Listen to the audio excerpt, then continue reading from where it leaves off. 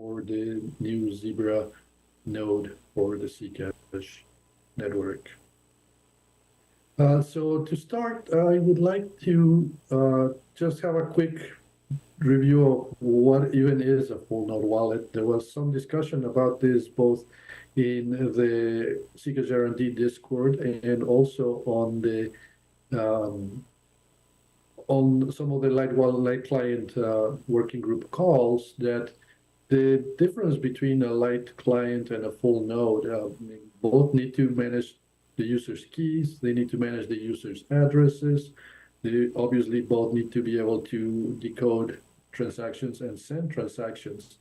So for the purposes of the Zenith wallet, what we're trying to make the distinction is that our wallet interacts directly with the Zcash node, in this case, the Zebra node, as opposed to a light client wallet that may need an intermediary like Light Wallet D to communicate with the blockchain. So why build a full node wallet? So running a Zebra node increases the decentralization of the network. It makes the network stronger and it helps the community.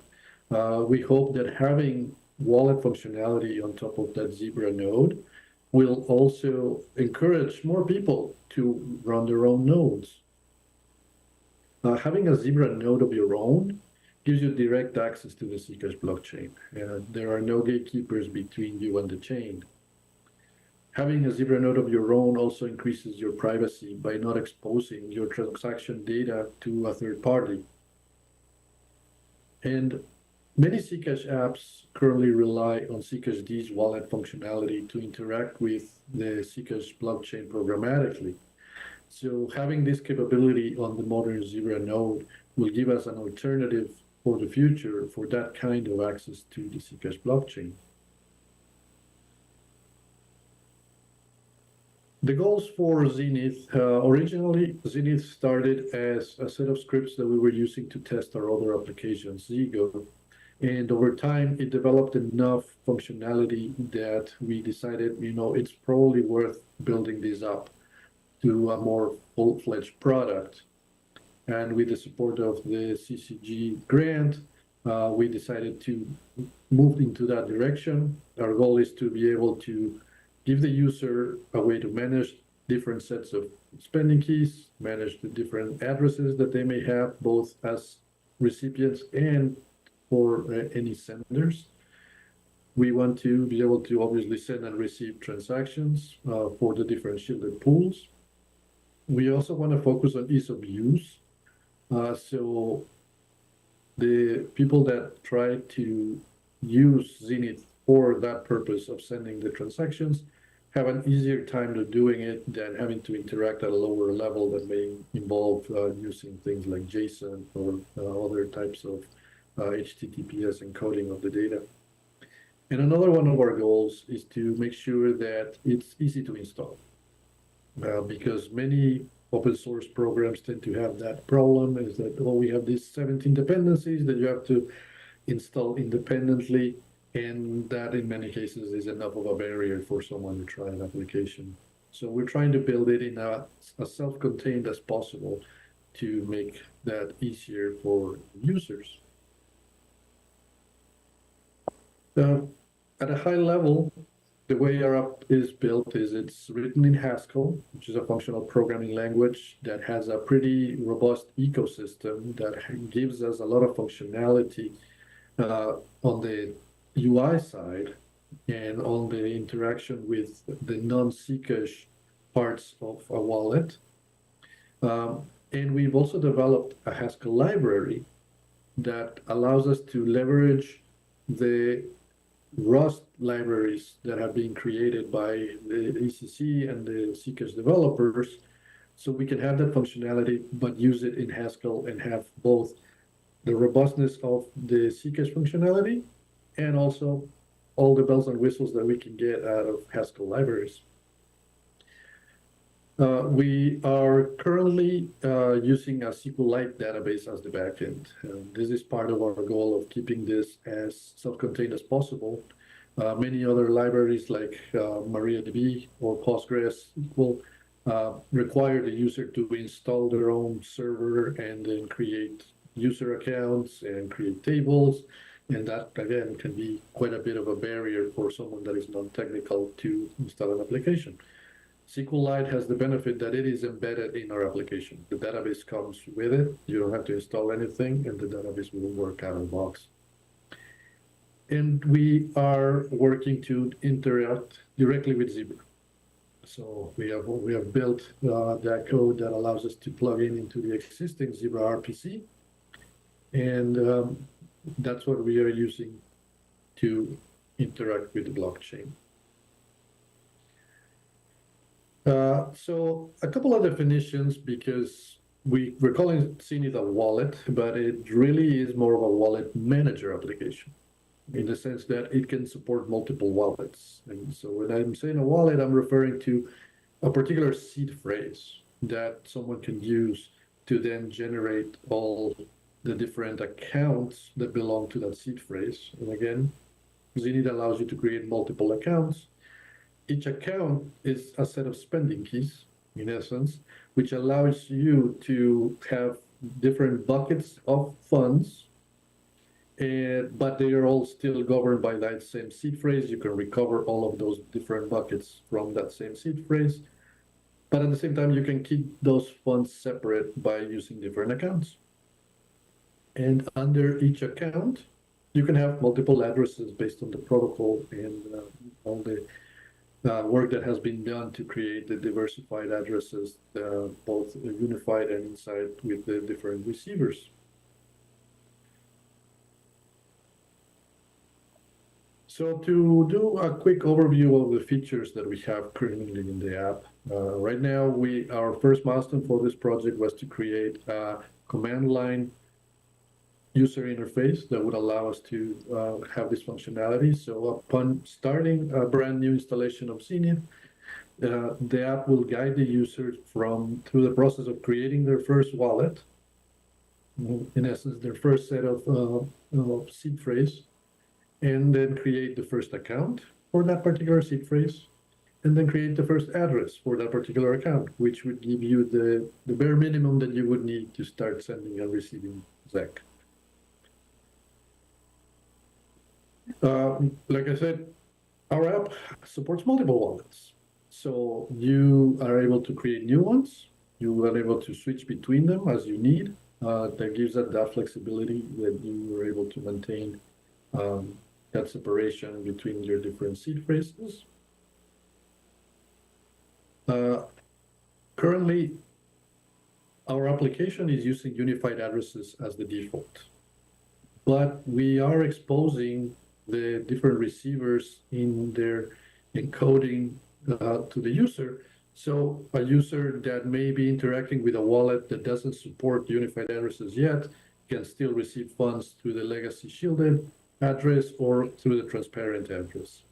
All of these would deliver those funds under the account that generated these addresses. And we have also created the functionality that makes it easy to copy these addresses out of the wallet into anything else where you may need to communicate your addresses to the sender. The app allows us to display the transactions that have been received in the account, and also display the information for each transaction, like the transaction ID, the amounts that have been received, and also any memo that may have been included in the transaction. And the app also allows us to send transactions to Zcash addresses, including unified addresses.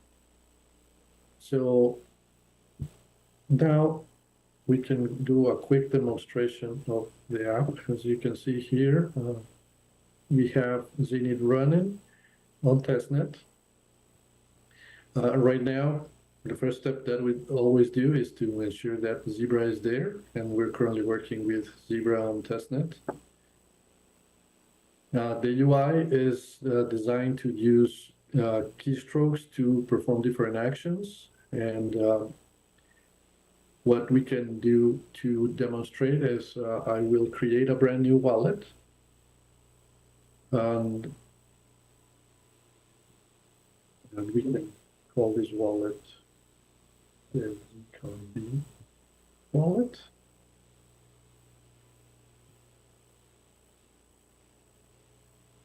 And now we can create an account. Close our demo account. And we can create multiple addresses under this account. And we can main address.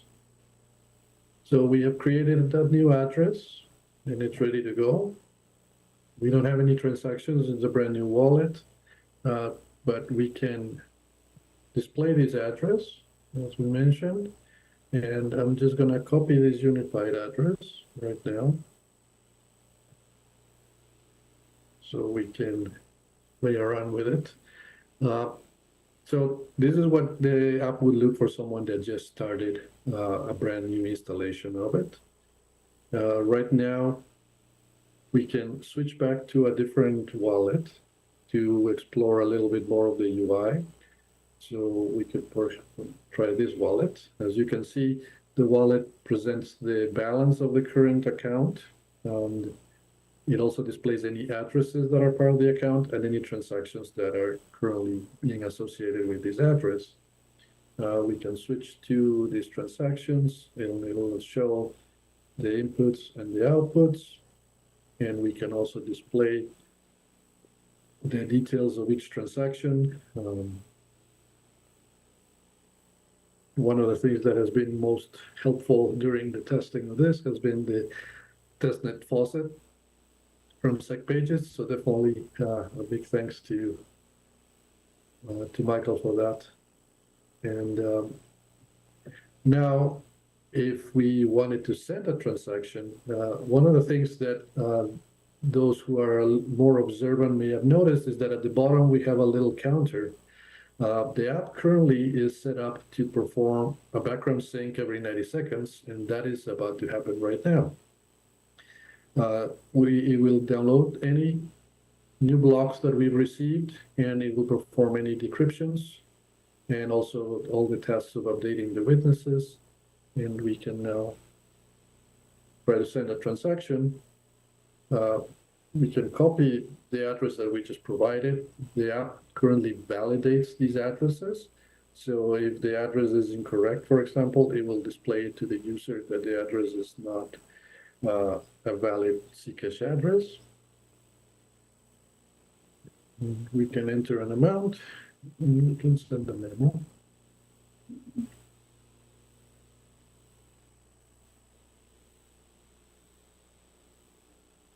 And now the app will go ahead and start doing the heavy lifting of the cryptography for that transaction.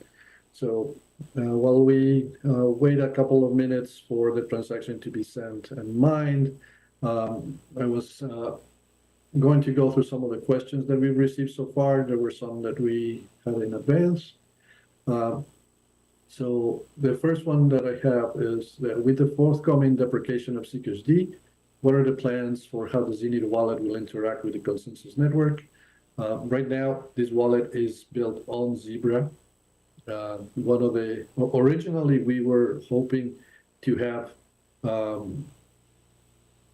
just to be able to use either of the two implementations. But upon more detailed examination, there were some key differences in the implementations of the different RPCs between Zebra and Zcash. So we decided to focus on Zebra as the future of the node implementations for the Zcash network. We still have the original version of Zenith available in our repo, which was built for Zcash as a UI for Zcash. That will remain available for people that are interested in using it, but the new version is built to interact with Zebra. The next question is, will Zenith require a light wallet D server to send transactions? And we do not. The wallet right now is performing all its pre-processing of the chain on its own, and then using that information to generate the transactions. That was part as I mentioned earlier, we're trying to make it as self-contained as possible to reduce those different dependencies and those additional tasks during installation that a user may need in order to do it. Then on the next question that we have is, for an ordinary user, what are the benefits of having a full node wallet? I touched on this a little bit, but I do think it's a good question. I think in many cases, one doesn't stop to really think that when we're interacting with one of these services, it could be a blockchain or it could be anything else like Signal or Discord, is that we are depending on a third party to provide us the service. And if that third party for some reason is not there at any given point, you don't have access to the service. And I think having the chance to connect directly to the service without that third party is of great value for users, and it gives a lot more resiliency to the protocol. It removes those single points of failure, and the more nodes that people spin up, the stronger the network gets. And I think that it provides that benefit to the community that you're running your node, and it also gives you the benefit of that direct access to the chain. And I think that that's a pretty good trade-off for anybody that wants to run their own node. Another question that we have is, will CNIF expose a CLI or an RPC API? And this one is getting a little ahead of the presentation, but yes, that was part of our proposal to the Community Grants Committee. One of the goals that we have is just create the UIs to make it easy for someone to use their full node to send and receive transactions. But we also want to be able to provide that access that Zcash currently provides to access the chain programmatically.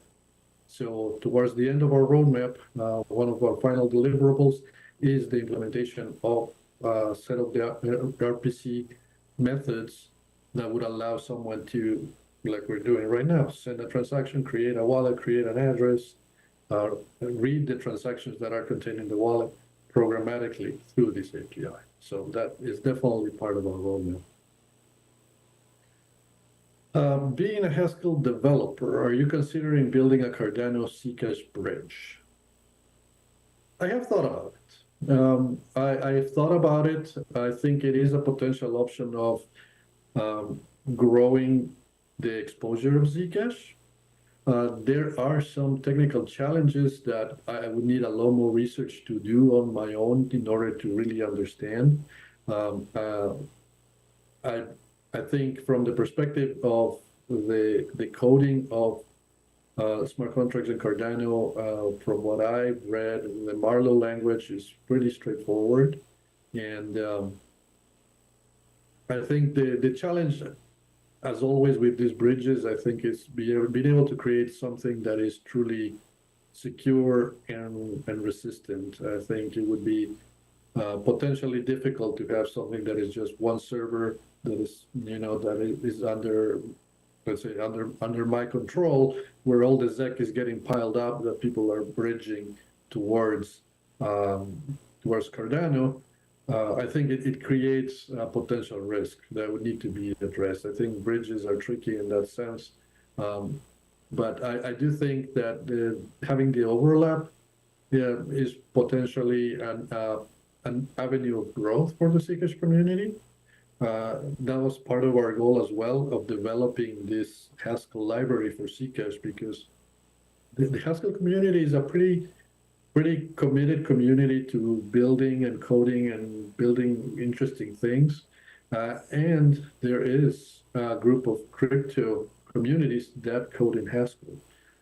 In fact, one of the open source libraries that we're using was originally built for a crypto project, because one of the interesting things that is happening in this whole space of Haskell is that many projects that currently run on C libraries are moving to Rust.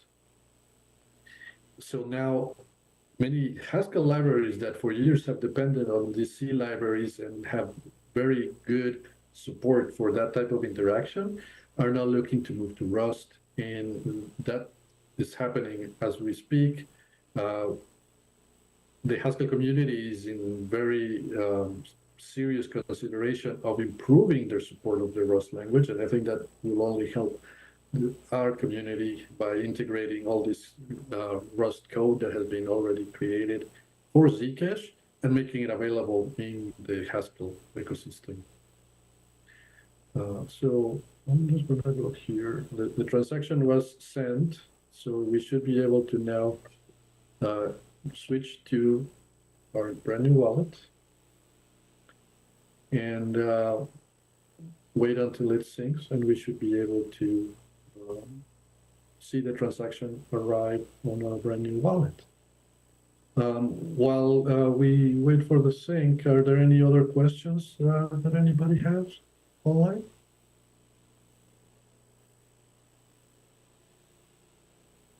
So we have another question. Any chance for developer command line arguments so we can build apps with the wallet? We can definitely look into that.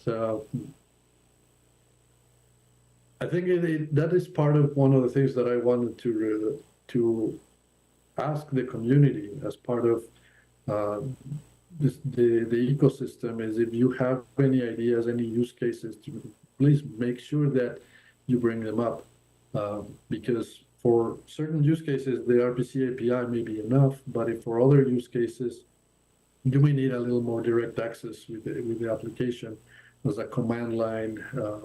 So feel free to reach out to us. We are active in the forums, and we can see here that our transaction just arrived, and we can display here this new transaction. This was an orchard transaction.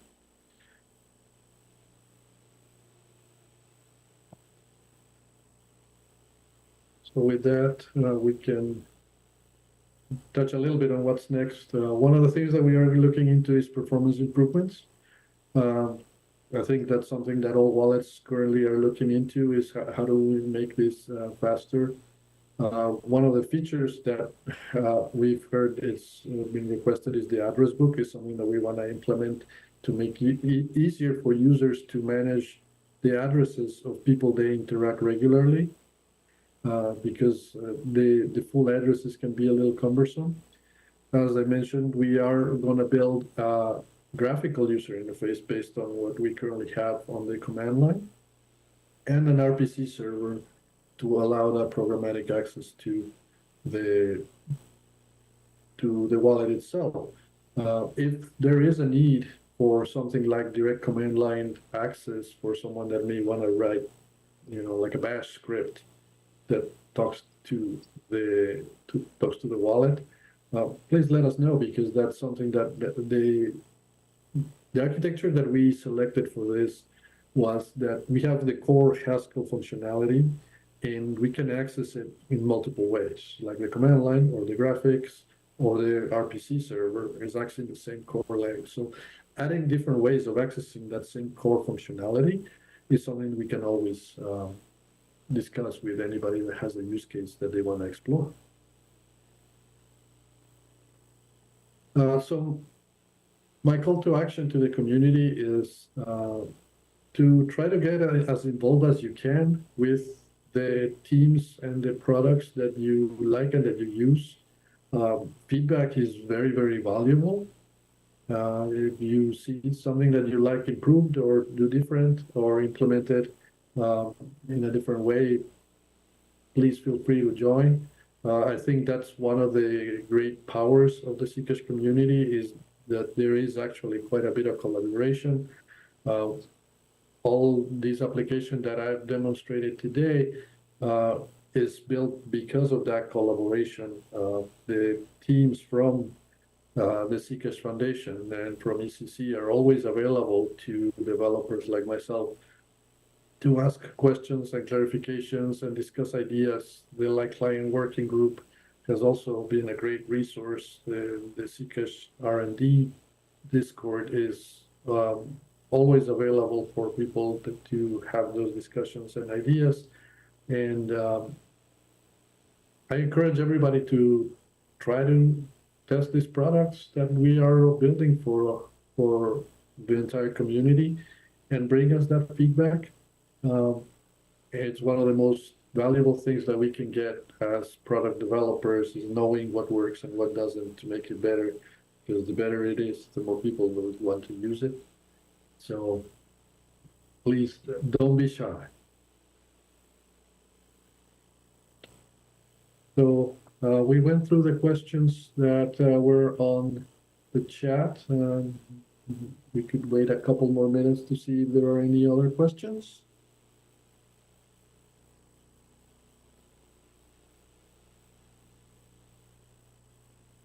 Okay, we do have a new question. How difficult would you consider it for use for a less experienced command line user? What level of experience might be required, maybe compared to Zcash clean?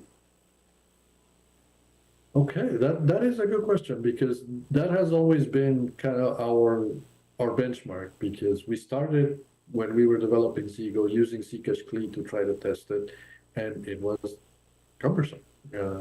It's complicated for someone that is not technical to try to write the JSON parameters for the call. So I would say it is far more intuitive to use, because it is built towards looking more like a user interface with, rather than parameters to a function, you're just providing the information that you as a user have, which is who's the recipient, what's the amount, what's the number you're sending, and then our application can take care of the rest of encoding the memo and calculating your notes and all of that information. So from that perspective, I do think it makes it a little simpler. One of the things that we are aiming with the application as well is by creating the system that you can pick which wallet you're using, which account you're using, which address you're using within that account through the UI. It makes it simpler that you can just send a transaction rather than having to specify all of those every time that you're trying to send, like you would do on more of a command line type interface. So we're trying to simplify it, but again, if you see something that perhaps doesn't make any sense to you or it's confusing, please let us know, because that's exactly the kind of feedback that makes the application better and more user-friendly. We have another question. What policy does Zenith follow for use of shielded and transparent addresses? Does it hold funds as shielded by default, or does it leave it completely to the user to what kinds of transactions to create? Okay. So right now the wallet, what it's doing is it's not shielding anything proactively, but it is set so any change from a transaction is being shielded into the orchard pool. And I understand that for some use cases, some people would prefer to be able to have a lot more granular control of that and decide where that goes.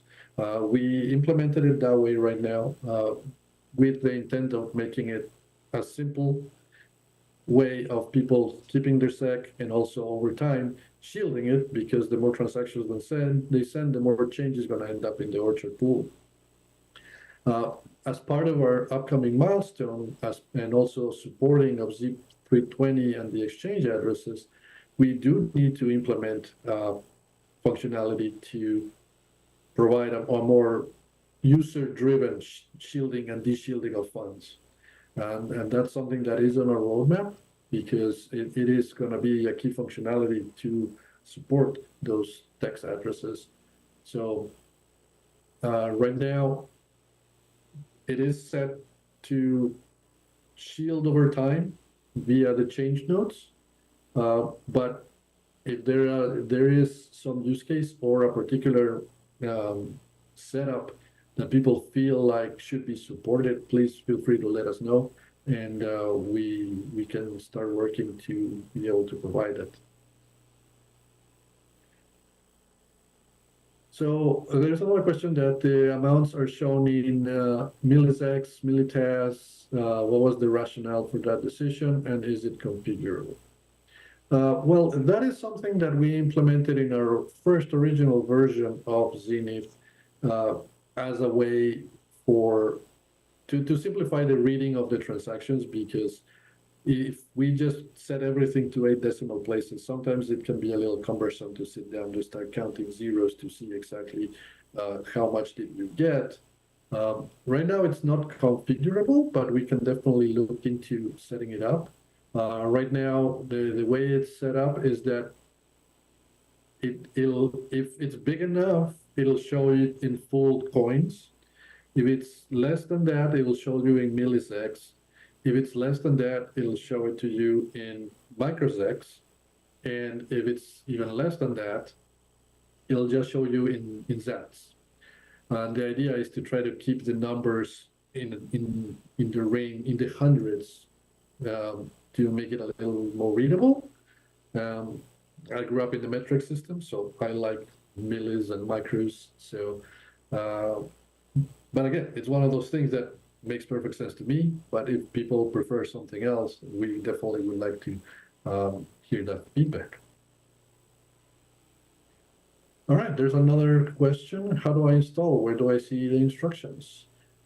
Yeah, so we have our repo in our website, and I can make sure to, as part of this presentation, we are in essence providing the first milestone for the project. So I will post this on the forums as well as our update with links to the code and the installation.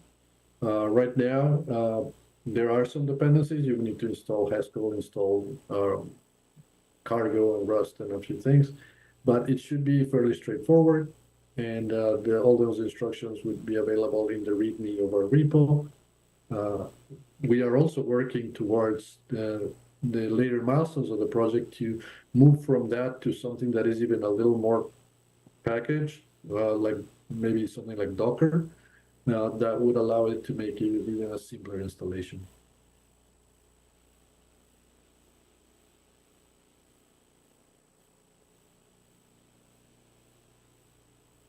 Oops.